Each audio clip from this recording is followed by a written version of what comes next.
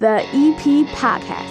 Heard everywhere podcasts can be found, and always at theeppodcast.com.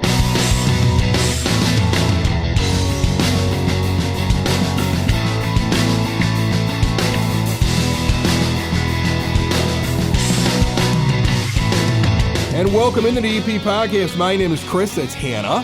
Hello. Over at what used to be 50 Acre Park Barn, which is now James Sexton Park Barn. But they've got the livestock over there. They got the animals. Kids go by. Classrooms go in there. We're going to learn a little bit about it today. We've never talked about this on the show. I couldn't believe almost 5 years of the EP Podcast. Never talked about the barn animals. We've never had anybody over from the barn. So I'm excited about this. And we have a new principal coming to Evergreen Park High School. Exciting. And before he even starts on July the 1st, he's on this program today. So nice. Those are the two big guests that we have. It's all brought to you by the First National Bank of Evergreen Park. If you want to earn more interest on your money, interest rates going up means you get more interest in the bank. You should take advantage of that. Their statement savings special. Money you're putting in the bank, you're earning 3.25%. Nice. It's been a while since you could get that on a savings account. Right. Okay. I mean, like in good times, when you get low interest rates, you're getting like a percentage point. You're getting 3.25 right now over at that bank. 11-month CD is 4%. And 23-month CD, 4.25. They love the Evergreen Park community. They're right here, 95th and Pulaski, iconic building. They got the free ATMs nationwide with the Total Access checking account and a $300 bonus with qualifying activities. They got a great new mobile banking tool. So much going on.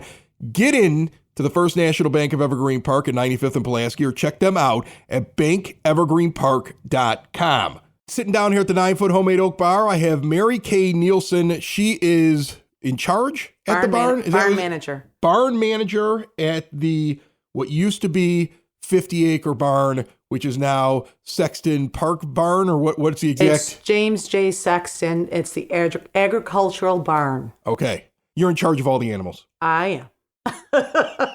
You're a farmer. I am a barn manager. That's the difference. A lot of the students come up from like Northeast and then people see me and go, oh, you're a farmer. I'm a barn manager. And so I want that distinction for the students so that they understand that there's other jobs. I mean, not everybody's just a farmer. So I stick with the title barn manager. See, I like that you're going by your title of barn manager, but I would say I'm the only farmer in Evergreen Park, right? Like that. I mean, like, I feel like you're missing out on something there. Well, when you're speaking about the farm, one would anticipate a large agricultural plot. We do have gardens in the front. We've got a 14-bed garden that feeds, the produce goes to the food pantry for Evergreen Park.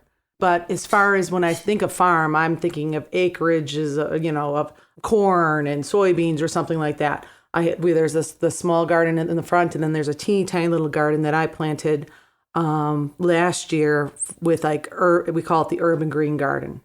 So, and then next year, obviously, I've already got plans going for what I want to do and how I want to expand. But when I think of farm, I think of, all that acreage. We've got grass. We've got beautiful rolling hills. Well, you talk acreage, and, I've never asked anybody this question over there because I've never had an expert on that park, but it was 50 Acre Park.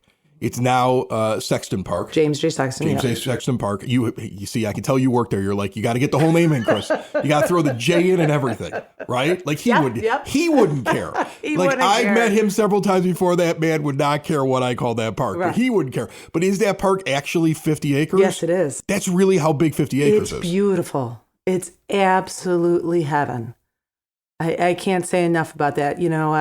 I know how lucky I am to be there. And in the morning to go out there and look out on that park and all that space in those hills, on a summer day to see moms and kids with blankets underneath those trees, see people running up and down the hills. I take the students that come visit me in the barn and I'll tell them, we're going to take the hill. And they get about halfway up and like, are we done? I'm like, no, keep going.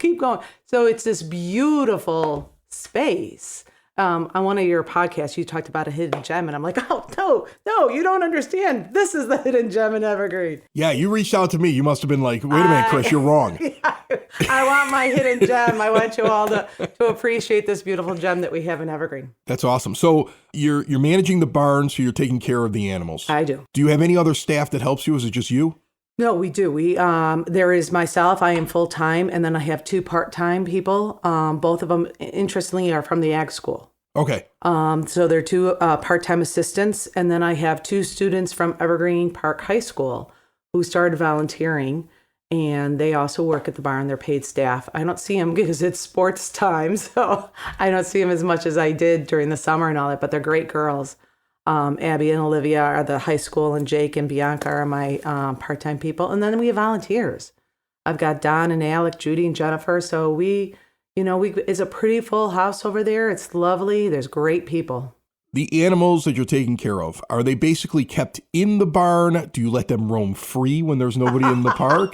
What do we actually have in the barn? What animals are you holding? Let's pray they don't run free. It's happened. So I'm sure people are going like, yeah, it's happened. What animals are there that could possibly break out? What do we have there? Yeah. It was an interesting year because I've been only the barn manager for a year. So yeah, we've had our incidences, but it's all good. It's all good. We've had breakouts. Right. Okay. But we've got 3 horses. All right. Okay. The very first animal that was there was Let's Talk Turkey. She's a harness racer. She's 20 years old. She sounded like a racehorse right there. Yeah. Well, her original name, she's Canadian, believe it or not. And she is, her original name was Jewel. And she raced up in Canada. And then they brought her to the United States as a broodmare, where she had at least 6 foals, could have as many as 9. It's hard to tell. I've identified 6. So she's been there the longest. And the next is Willie, who's the brown and white for people who don't know. He's called the Paint. He's 26 years old.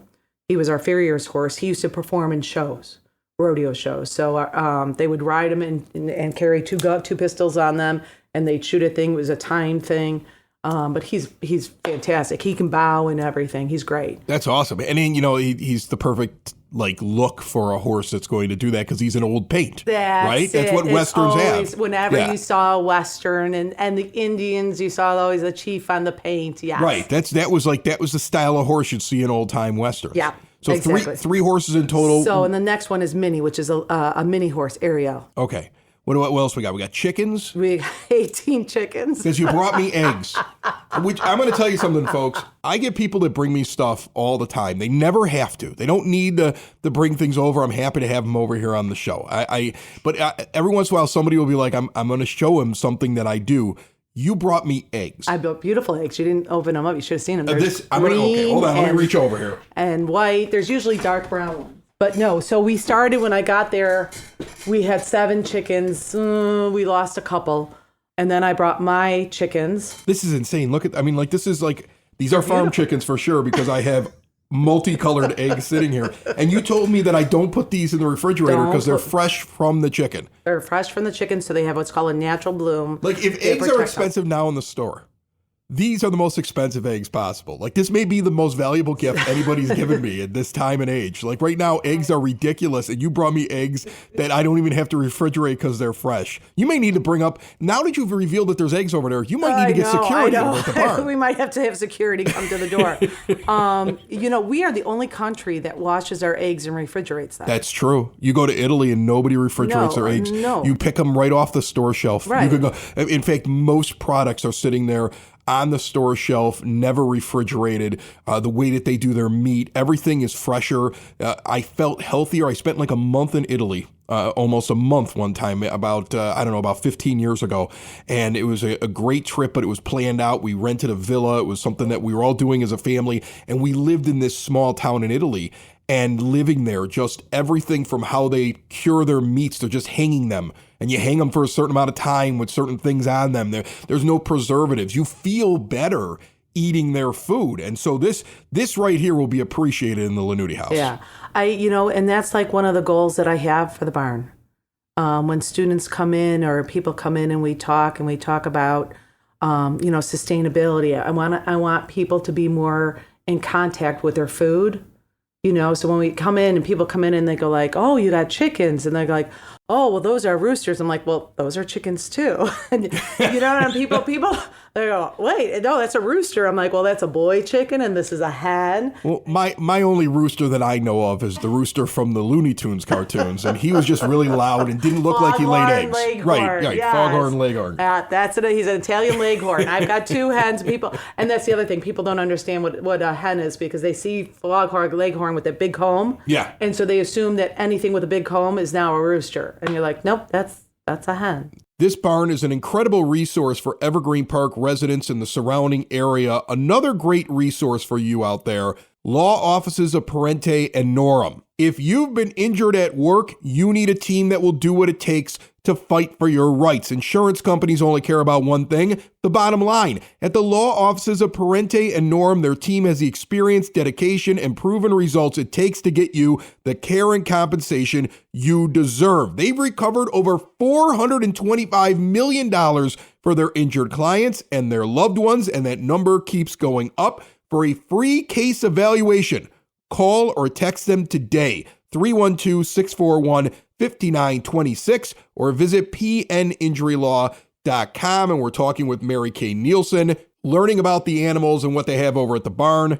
So you have them over there, you have the horses. And we have 2 goats. And 2 goats. And 2 cats, yeah. And 2 cats? And 2 cats. Yeah, I mean, cats are not farm animals. They're not farm animals. Barn and the parents are like, look at the horses, and the kids are going, cats. Where do you get the funding for this? I mean, if you don't mind my asking, is it donations? Is that why you're here today? You brought me eggs, you need money? What's going on? No, the village takes really good care of us. Okay. Over there. The village runs the barn and everything. Of course, I will take donations. Don't ever get me wrong. I can always use donations, and we're working on that. There is a cost to it. There's the feed, there's the hay, there's the veterinarian care and all of that. Like I said, the mayor is real supportive. I'm part of Streets and Parks. They're super supportive. I mean, and I keep it in mind that, this is the taxpayers' money and all of that.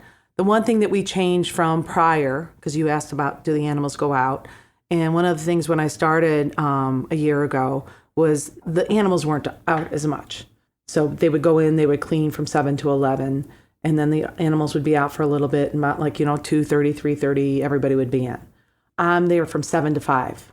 So they're out more. There's more availability for them. And the barn is now open, and that's one of the biggest things. That's why I'm here. And even in the wintertime, you can come over and you can check them out. You can't find me today on Tuesdays because that's my day off. But you and every pizza place in town. Tuesdays a day.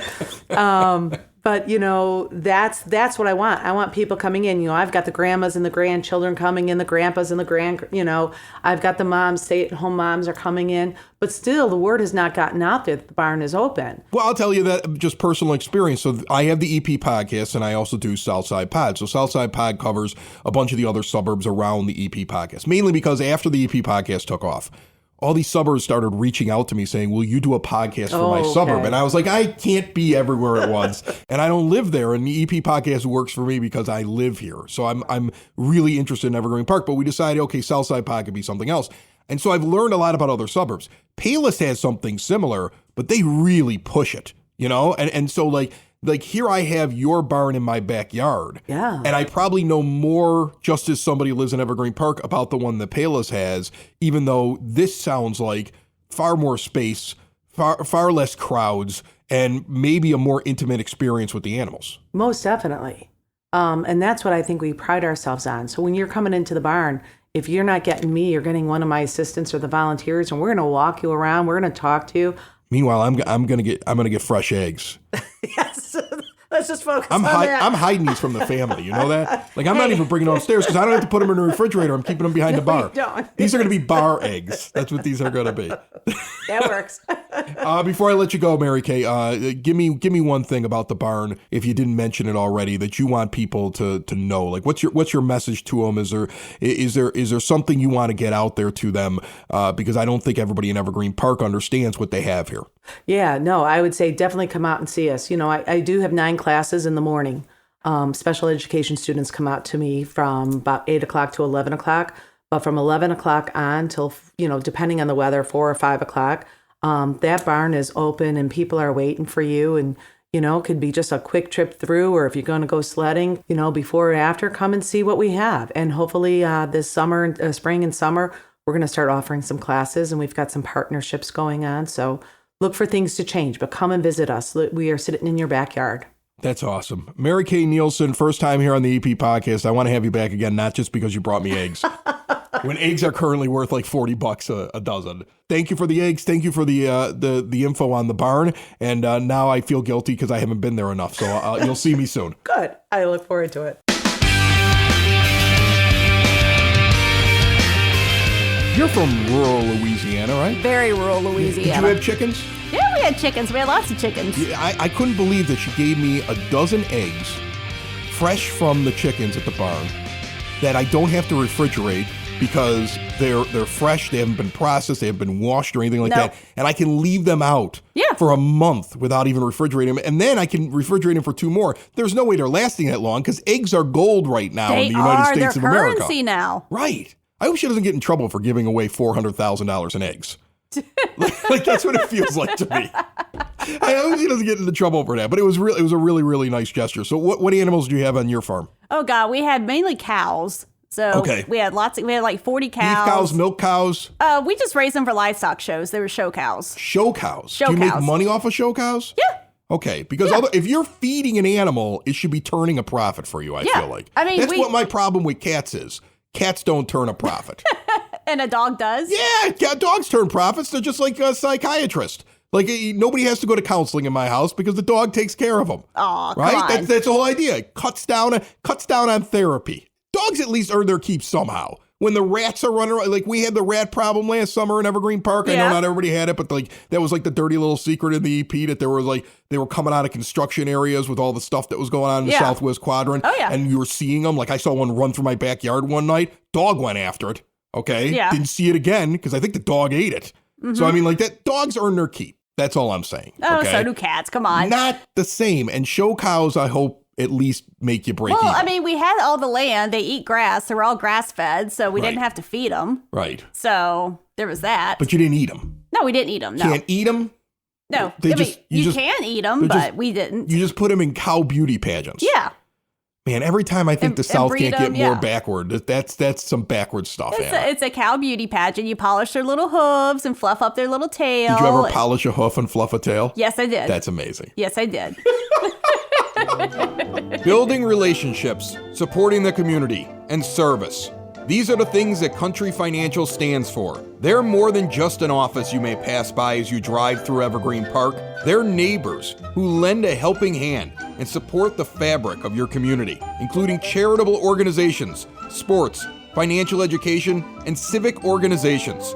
And since Country is already your neighbor, they want to get together and chat. Call your local Country Financial representative, Mike Thauer, today at 708-425-1559 to talk about the things that are important to you and how he can help you protect them. Brand new principal coming to Evergreen Park Community High School. First, I want to find out what happened. I want to learn a little bit about this guy, but I'm going to introduce him. His name is Matthew Dugan. How are you, sir? Hi, Chris. Thanks for having me on the show. As you said, I'm Matt Dugan. I'm the new principal of Evergreen Park Community High School, and I'm very excited to be here with you, and I'm excited to start my journey there on July 1st. Yeah, so you haven't started yet, but you're between the place that you're at now where you are an assistant principal, if I'm not mistaken, and then you're moving into Evergreen Park as the head guy on the 1st of July. Yes, so I'm currently the assistant principal at Morton West High School in Berwyn. Which is huge. Yeah, You're just telling me this. Tell everybody how many kids you have in that building. There's about 3,300 students at Morton West High School. I oversee the freshman building of about 900 students for the freshman building alone. There's a freshman building with 900 kids. I mean, like the size and scope of that. Absolutely incredible. And I told you before we turn on the microphones, like that's a school where you really got to pay attention because kids can get lost in the shuffle. It's very much more similar to like going to a community college or something like that, where you don't know everybody in the hallways. You got to keep track of a lot of faces. How do you do that? It's making relationships with everyone, getting to know the kids, getting to know the teachers, and a lot of walking. So I'd say I do about 7 miles of walking a day at the campus. I started at Morton East before that, and it's similar. It's 3,500 kids there, and that's only sophomores through seniors in their building. The freshmen, if they included them, it'd be over 4,000. And so that's a lot of walking at those buildings. You know, you got to go see people and talk to people. And I'd say about 6-7 miles a day of walking on a daily basis is what I do. So I think Bill Sanderson is retiring. That's what this is, Correct, right? yeah. This isn't we're not tossing him out on his butt. Nobody should be mad at you. He's retiring. Bill's loved. He's retiring. He's going to spend more time with his family, and I'm excited that I get to come in. I'm going to actually be working with Bill as he goes out, and I'll be working with Superintendent Tom O'Malley about learning some things before I come in on July 1st. And I think that's what I'm excited to do, is start learning from them about what they're doing now and learn about the school, the culture, learn from the staff. That way I can, on July 1st when I start, it's not my first day. Evergreen Park High School. Is there a reason that you applied to it? Is it roots in the community? Is it best job available? What brings you here? Honestly, I grew up on 103rd and Costner. So I grew up on 103rd and Costner in Oak Lawn. So I hope Evergreen Park doesn't hold me. You will not be the only principal in this village that lived in Oak Lawn or still lives there. So don't worry about it. Don't hold it against me for going to Richards High School. But I think it was, it's just it's a dream job to come back to the community that I grew up in. And when I say the community, I mean the South Side. And to come back on the South Side and to be a principal of a high school on the South Side. And to be a part of an amazing school with amazing students and amazing staff. And so it's literally a dream. It's a dream fit. I couldn't have asked for anything better, and I just beyond excited to start there. So what kind of principal are you? I'm curious. Are you like, because I had a principal that you talk about walking around, right? Yeah. I had a principal when I was at Brother Rice. He was the assistant principal when I was there, and then he became principal. So I always think of him as that because I remember as an alum, he was like principal for a while, but Jim Antos. And he used to walk the halls constantly with the excuse of he was constantly taking out scuff marks with his shoes. But I always said that was his way of being able to stop outside of a classroom and always know what was going on everywhere. Are you a guy, you talked about walking around, who they're going to see you constantly? Are you a big administrative person that kind of delegates down to your teachers? Like, what are you doing? So real small world. And again, this is one thing you'll know. Coach Antos to me.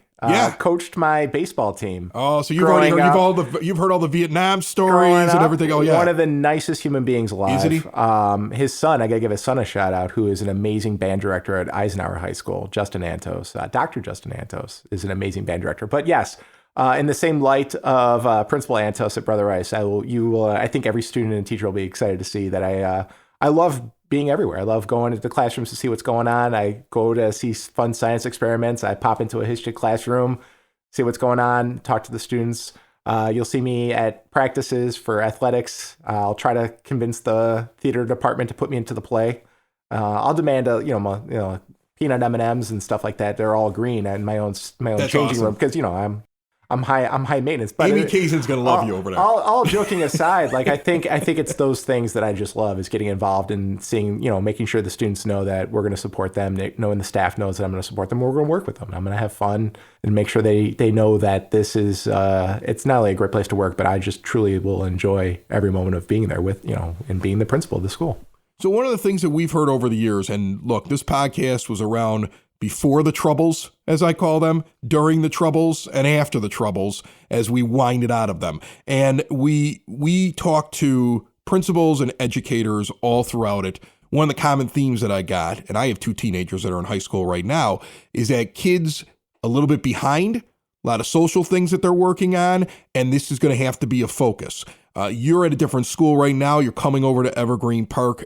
Have you seen at the school you're coming from improvement on that? Because I would imagine you kind of nodded your head as I said that. Like, that's something that every school had to deal with because of the shutdowns and just different things that the kids were going through. I mean, I have a daughter who's a junior at Macaulay who spent her entire sophomore year wearing nothing but black. Yep. Like, that was a thing we dealt with in this house. So, I mean, like, where are we at? Overall, as an educator, where do you see these kids right now? And is there a light at the end of the tunnel where we get everybody back on track? I think this year has been, and I speak to my experiences, but from what I've heard from other schools and what we experienced at Morton at both campuses, I think last year was a very difficult year for students and staff at every school. Everyone I talked to, it was a very stressful year. It was a very difficult year for students and staff.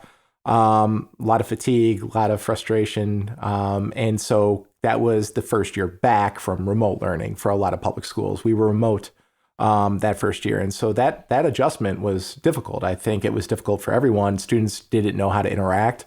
Our incoming freshmen last year didn't know how to socialize because they hadn't been in a classroom setting in a year and a half.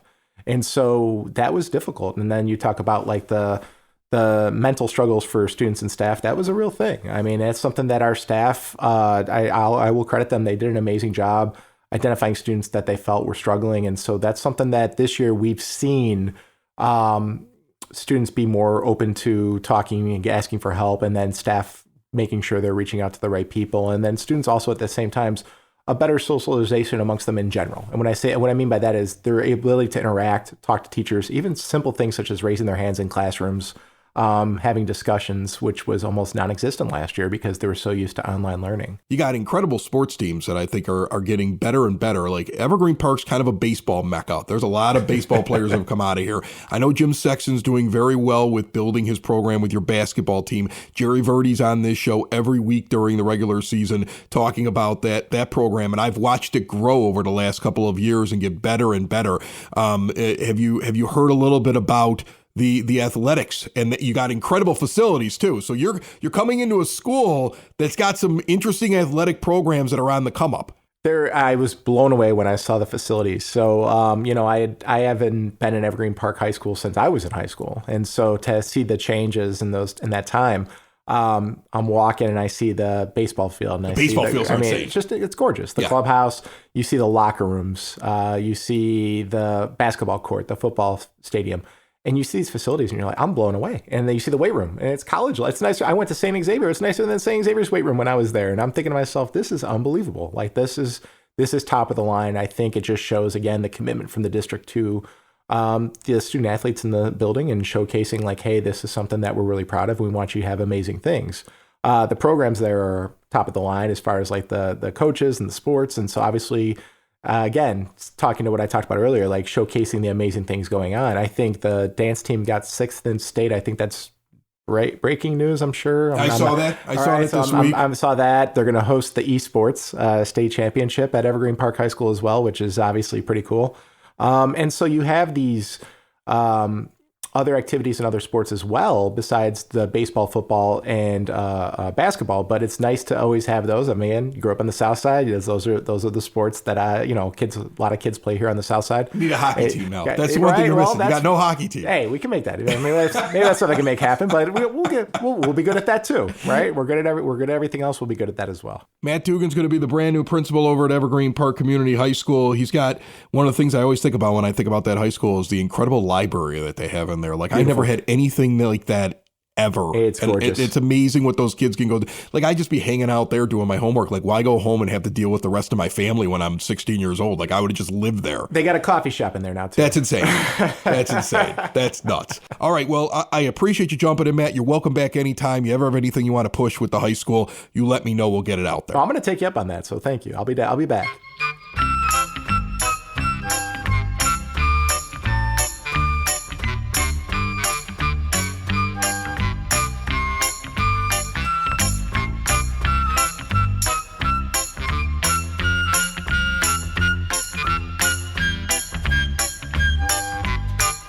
It's now time to take a look at what's going on around town with your word on the street, brought to you by Cool Clouds Vapor Shop. Quitting smoking is hard, and Cool Clouds wants to give you an alternative. Full Taster Bar, great CBD products, northeast corner of 95th and Kedzie. See all they have to offer at coolcloudsvapor.com. The Village of Evergreen Park is currently hiring for multiple positions, including a part-time building attendant, part-time office assistant, part-time police records clerk. Get over to evergreenpark-ill.com. Job descriptions, how you apply, all of it is right there. The second annual Capuano Classic 4-on-4 hockey tournament is going on February 25th and February 26th, $500 a team. You heard the folks behind that event on the last episode of the EP Podcast. It's on demand anywhere podcasts can be found, and always at the eppodcast.com. There are still a few slots left, but I think this tournament's going to be full very soon. Any questions? Give Mike a call, 708-703-1322. And Queen of Martyrs St. Bernadette Parish is bringing Chicago's premier dueling piano show to the South Side on Saturday, the 18th of February. $30 in advance, $40 at the door. You can grab those tickets up in the rectory during the week. Our final segment brought to you by Sid Sauce, locally grown peppers, locally developed sauces bottled here in Evergreen Park and shipped to your door, dropped off for free. The only place I get my hot sauce from. And they got something for every type of food. See all they have to offer, support an EP business at sidsauce.net. So by the time that this episode airs, I will have gone 4 days on the Kentucky Bourbon Trail. Oh, that's right. You're leaving. Little note for you that our guest that was earlier in the show from the barn, the moment I said it after I got off the air, what I was doing this weekend, she was sending me like places to go visit. Everybody I talk to, they act like I'm going to adult Disney World, right? Yeah. Like how kids would be like, you're going to Disney? I'm like, I'm going to the Kentucky Bourbon. You're going to the Kentucky Bourbon Trail? Yeah. Like mostly dudes, but also women. Yeah. Like, very I excited would like about to that. go. Like, it's amazing to me how excited people are over the fact that I'm just going to go and hurt myself because that's what's going to happen. Like, here's the thing. The moment this show airs, when you listen to it on Monday, I am hung over. I'm telling you right now. Like, this was recorded before I left. I am hung over. We're going 4 days to 4 distilleries a day. Jeez, 4 a day? When I get, like, we're doing Thursday, Friday, Saturday, Sunday. When I get to Saturday morning, I saw that we have an appointment at 10 a.m. at a distillery. I'm not going to be able to move for 10 a.m. 10 bourbon. a.m.? Yeah. That's the only way we could squeeze them in because they open the distilleries at 9 a.m. for tours. And they close them at 3 in the afternoon. So if you're going to do a bunch of them, you're drinking in the morning. And like as my buddy always says, because we've done this before, like it is a drinking trip. So put your drinking shoes on like a big boy and get up and start drinking at 9 a.m. But I mean like... Get up and start drinking right, at 9 I mean like a.m. easier said than done. Like at 20-some years old, yes, at 45, I know what I'm going to be like by the end of this weekend. Yeah. It's going to be rough. Oh, Lord. It's going to be rough. But you've done this before, haven't you? I have. But here's the biggest problem. Normally, I give myself a little bit of a rest before I get in there. Okay. But just before I'm taking this trip, I have my wife telling me she ain't feeling good. And I'm like, well, I'm drinking bourbon because I'm going to tell you something. I don't think it's fake, folks. You can sit there and you can say, Chris, you're making this up. This is misleading information. It's false news. You're not following the science. Put him in the gulag. But the only time I ever caught COVID was when I wasn't drinking bourbon. Really? Throughout the last couple of years. Okay. I had the whole family get it one time. I never stopped drinking bourbon. Never got COVID. Didn't even have a vaccine at that point. That's how early on it was, right? The next time around, I went on the bourbon trail. The one guy who wasn't drinking because he just wanted to come along, but he doesn't drink bourbon, got back to his Air Force base, tested positive when he got there. Oh, no. We were all sleeping in the same room, and we were sharing off his bourbon glass all weekend long. Nobody got COVID. Except him. Nobody, just him. Just the bourbon killed the COVID. There you go. So the moment somebody gets the Follow the sniffles around here, science. I go buy myself a bottle of Michter's, and then I'm a disaster for 3 days. So I'm doing that just so I can make it onto the trip. So it's really 7 days of bourbon. Interesting. 7 days of bourbon, Hannah. Your poor liver. My Dr. Beckman is going to hate me. Yes, he is. He already hates me now listening to it. Look at all those people in this great suburb driving down 95th and Kedzie. What a great place. It's called Evergreen Park, but we know it better as the EP. We're known for more than just the Unabomber. Remember Ted Kaczynski? You guys might even remember that big old rooster on 95th Street. It's all part of EP's history. So listen up to the EP podcast. You might be asking why. Because we talk about all things and we celebrate all the great things in the 60805. It's the EP podcast. All things Evergreen Park. It's the EP podcast. Evergreen Park.